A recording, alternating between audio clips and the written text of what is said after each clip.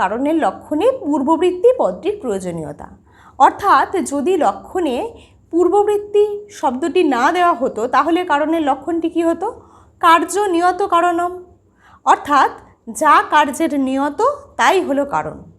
যদি এই রূপ লক্ষণ করা হতো তাহলে কি হতো? এই কারণের লক্ষণটি কার্যে সমন্বয় হয়ে গিয়ে অতিব্যাপ্তি দোষ হতো।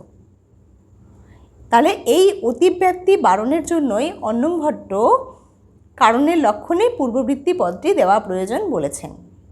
কেননা কারণ কেবলমাত্র নিয়ত বৃত্তি নয়, পূর্ববৃত্তিও বটে।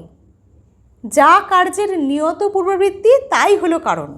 যদি এই রূপে কারণের লক্ষণ দেওয়া যায় তাহলে কোনো অতিব্যাপ্তি দোষের আশঙ্কা থাকবে না। কেননা কার্য নিজের সঙ্গে নিয়ত থাকলেও কখনোই নিজের পূর্বে থাকে না বলে নিজের প্রতি কখনোই কারণ হতে পারে না। তাই অন্নং ভট্ট দীপিকা টিকায় বলেছেন, তাবৎ মাত্রে কৃতে কার্যে অতিব্যাপ্তি অত পূর্ববৃত্তি ইতি। তাহলে দেখা গেল যে লক্ষণোক্ত পূর্ববৃত্তি পদটির প্রয়োজনীয়তা।